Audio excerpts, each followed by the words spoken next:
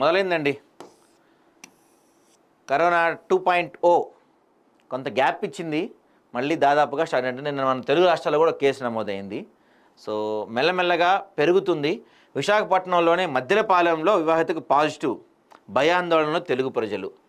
అర్ధరాత్రి 12 గంటలకి లేపి ఒక దెయ్యం ఫోటో చూపించినా మన వాళ్ళు భయపడరేమో కానీ కరోనా వచ్చిందిరా నాయన అంటే బెడ్ మీద సుస్సు పోసుకునే వాళ్ళు చాలామంది ఉన్నారు.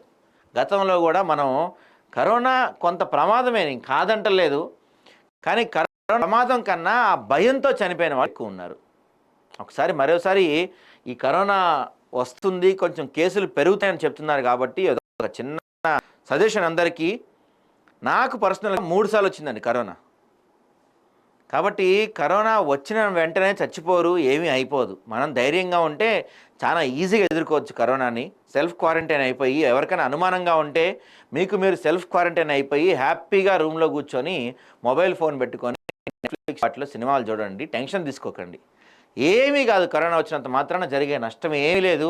మంచి ఫుడ్, మామూలు మిగతా టైం కన్నా ఆ టైంలో కొంచెం మంచి ఫుడ్ తీసుకోండి, మంచి హ్యాపీగా ఉండండి తప్ప కరోనా వల్ల జరిగే నష్టం ఏమీ లేదు. భయపడకండి. మెయిన్గా అదిగో 150 కేసులు అంట, అదిగో 100 కేసులు అంట, 100 కేసులు అంట, పక్కింటోడికి వచ్చిందంట, ఎదురింటోడికి వచ్చిందంట, ఈ భయాలు పెట్టుకోకండి. రానివ్వండి, ఏమీ కాదు. ప్రాణం పోయే అంత పరిస్థితి ఏమీ ఉండదు. గుర్తుపెట్టుకోండి, డేంజరస్సే కాదంటలా. మనం సెల్ఫ్గా మనం మాస్కులు పెట్టుకొని శానిటైజర్లు వాడుకుంటూ కొంత జాగ్రత్తగా ఉంటే సరిపోద్ది. మాస్కులు పెట్టుకోమన్నారు, శానిటైజర్లు వాడుకోమన్నారు. కొంతమంది అయితే ఆ టైంలో ఏకంగా శానిటైజర్ స్నానాలు చేసేటోళ్ళు కొంతమంది. అంత ఎక్కువ వద్దు, ఏది కూడా వాడండి. కొంచెం లైట్గా బయటికి వెళ్ళి వచ్చినప్పుడు హ్యాండ్స్ శానిటైజ్ చేసుకుంటే చాలు.